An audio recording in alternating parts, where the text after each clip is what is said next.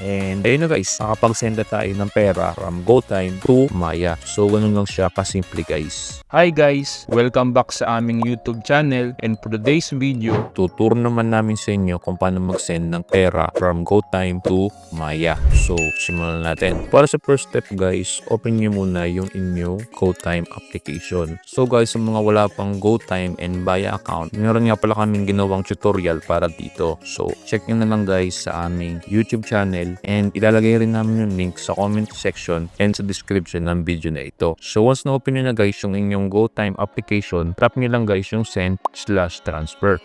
And then dito guys, makikita nyo yung inyong mga recent transaction, and makikita nyo guys itong tatlong option. Itong send to GoTime bank, send to other banks, and send and invite. So dito guys, since sa Maya tayo magsisend, tap nyo guys yung other banks.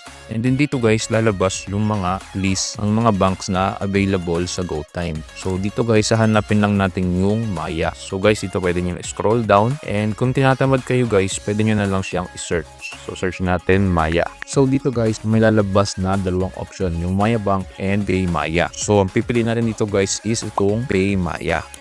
Then dito guys, talagay nyo na kung ilan yung isasend ninyo. So sa akin, and then kapag okay na guys, tap nyo na yung next.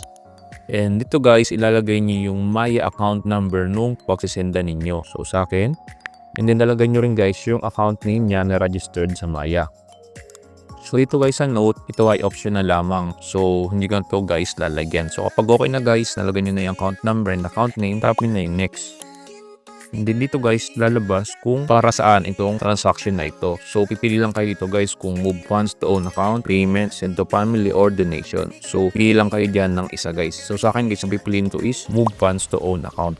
Dito guys, lalabas lang yung confirmation. So dito guys, makita niyo yung transfer amount, yung fee, and yung total. So dito guys, sa transaction na ito, meron tayong 8 pesos na transaction fee. So pag okay na, na-confirm nyo na, tap nyo na yung transfer. And then hintayin nyo lang siya guys. And ayun na guys, nakapag-send na tayo ng pera from GoTime to Maya. So ganun lang siya kasimple guys. Meron kayong katanungan guys tungkol sa video na ito, comment nyo lang sa baba, hindi sasagutin ko yan. yun lang guys for today's video. Sana matutunan kayo sa tutorial na ito. At kung nagustuhan nyo yung video na ito, huwag nyo kalimutang i-like, comment, and subscribe para updated kayo sa mga bago naming ilalabas na mga video. Salamat guys sa panonood. Ingat kayo.